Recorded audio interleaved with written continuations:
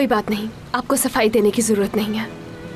मैं सफाई नहीं दे रहा तुम्हें, बस ये बताना चाहता हूँ कि बहुत ज़्यादा कन्फ्यूजन हुई तुम्हारे मेरे दरमियान, इसे क्लियर करना ज़रूरी था ताकि मुस्तकबिल में कोई प्रॉब्लम ना हो। यानी ये सब दीदम के प्लान का हिस्सा था, आपको अपने साथ लेकर जाना इस तरह? हाँ बिल्कुल, थोड़ी देर बाद ही मैं वापस आ गया था, लेकिन तब तक तुम दुरूक के साथ जा चुकी थी।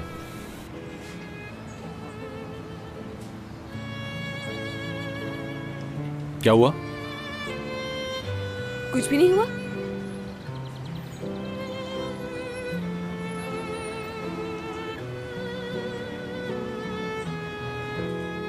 मेरा ऑफिस आपको कैसा लगा बताइए बाबा।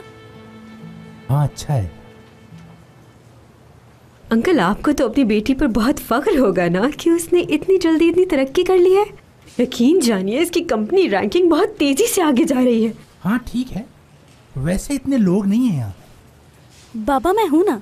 तुम्हें देख के मैं बहुत खुश हूँ, सच में। मैं तुम्हें कुछ दिखाता हूँ, एक मिनट।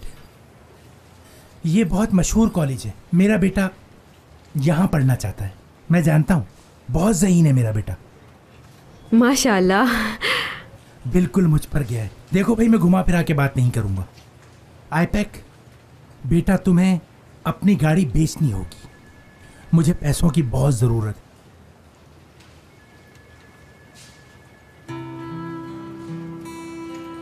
किस लिए? कुछ हुआ है क्या? अभी तो इसकी इंस्टॉलमेंट्स भी पूरी नहीं हुई। वैसे क्या पैसे भाई के लिए चाहिए? अल्लाह रहम करे। तुम तो जानती ही हो, इस कॉलेज में एडमिशन के लिए बहुत पैसे लगते हैं। उसकी मदद मैं नहीं करूँगा तो फिर कौन करेगा? और जब वो इंजीनियर बन जाएगा तो इसमें हमारा ही फायदा है। बस जल्दी से तुम अब गाड़ी भेज दो ताकि तुम्हारे भाई का एडमिशन हो सके। ये बहुत ज़रूरी है बेटा।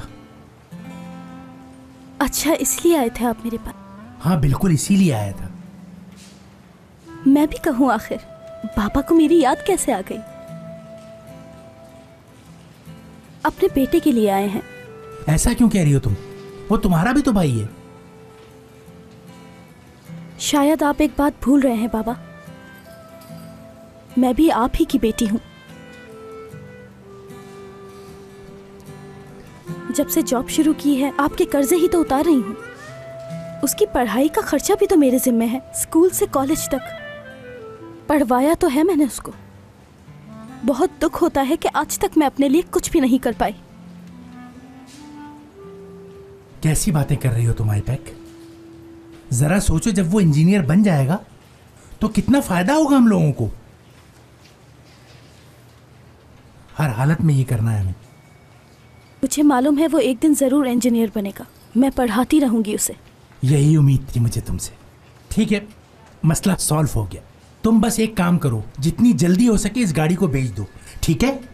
अच्छा असली बेटा, इजाजत चाहता हूँ। खुदा हाफिज। खुदा हाफिज बाबा।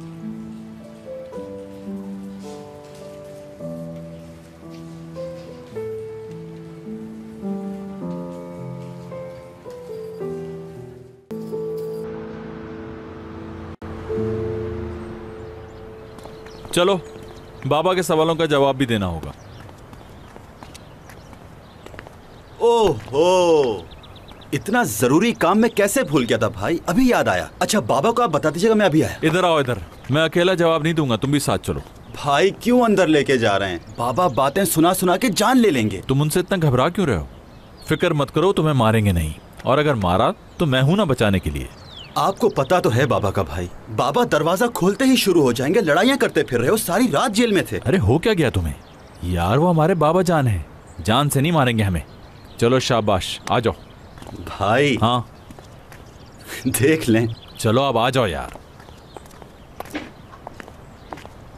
अल्लाह का शुक्र है कि पार्टी ने अपनी कंप्लेन वापस ले ली, वरना कोर्ट कचहरी भुगतना पड़ती। ये तो होना था बाबा जान, गलती उसकी थी। हमने खुद से नहीं किया, उस लड़के ने काम ही ऐसा किया। किसी ने कुछ भी किया हो, आखिर इससे तुम्हें क्या फर्क पड़ता है? हाँ, क्या इस घर से तुम्हें यही तरबियत मिली है? बोलो। मैं जानता हूँ कि सारी गड़बड़ इस दुरूक ने की होगी। बोलो। आप सही कह रहे हैं, लेकिन आप इसे मत डांटें, इसमें इसका कोई कसूर नहीं है। मुझे अपने गुस्से पे काबू नहीं रहा, इसलिए आई एम सॉरी। आप ऐसा क्यों बोल रहे हैं? मैंने ये तो नहीं कहा कि मेरी कोई गलती नहीं थी, ना मैं ये कह रहा हूँ कि सारी गलती भाई की थी। हाथ को घुमाने की जरूरत नहीं है। और हाँ, दोबारा मुझे ऐसी कोई बात सुनने को ना मिले। ठीक है, आइंदा ऐसा नहीं होगा। वैसे एक बात अब तक मेरी समझ में नहीं आई। ठीक है, लड़ाई हो गई, गुस्सा आ जाता है इंसान को, लेकिन ऐसी भी क्या बात हो गई जिसने तुम दोनों को इस तरह लड़ने पर मजबूर कर दिया? पहले तो कभी इस तरह नहीं किया तुम दोनों ने। नहीं दादी, मैगजीन में जो छपा उसकी वजह से लड़ाई नहीं हुई थी। लड़ने की वजह कुछ और ही थी। लेकिन वो बातें हम दोनों के दरमियान में रहें तो अच्छा है दुरूक। अच्छा, मैं फिर कह रहा हूँ, प्रॉमिस करो मुझसे कि आज के बाद अगर तुम दोनों सही भी होगे तो फिर भी किसी से नहीं लड़ोगे। आइंदा ऐसा कभी नहीं होगा बाबाजान, प्रॉमिस। रुक। मेरे प्यारे बाबा, आप जैसा भी कहेंगे मैं वैसा ही करूंगा।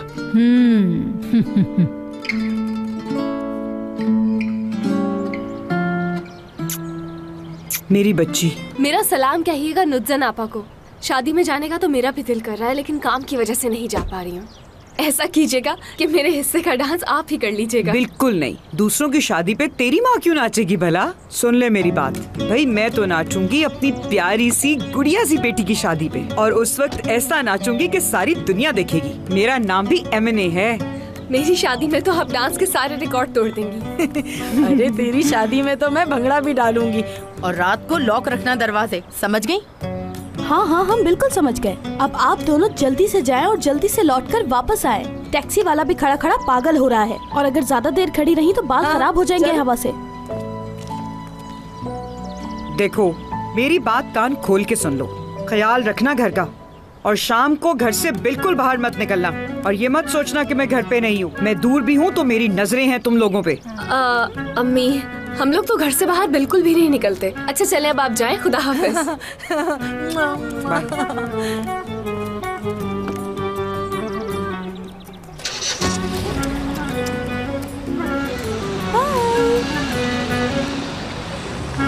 चलो शुक्र है, अब 40 दिन तक कोई मुझसे शादी की बात नहीं करेगा।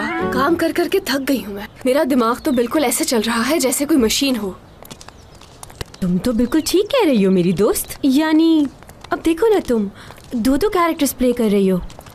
एक तरफ हयात, दूसरी तरफ सोना। मैं तो तुम्हें फिर से समझा रही हूँ कि कंपनी वालों के लिए एक्स्ट्रा एफर्ट्स करने की जरूरत नहीं। तुम भी ऑफिस टाइमिंग्स तक ही काम किया करो बस। मेरी दोस्तों, अभी तो मैंने तुम लोगों को एक खास बात बताई ही नहीं। हाँ,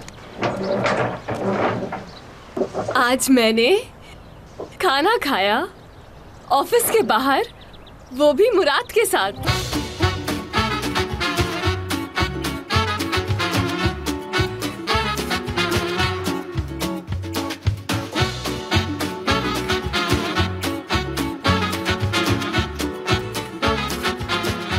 Aşk laftan anlamaz.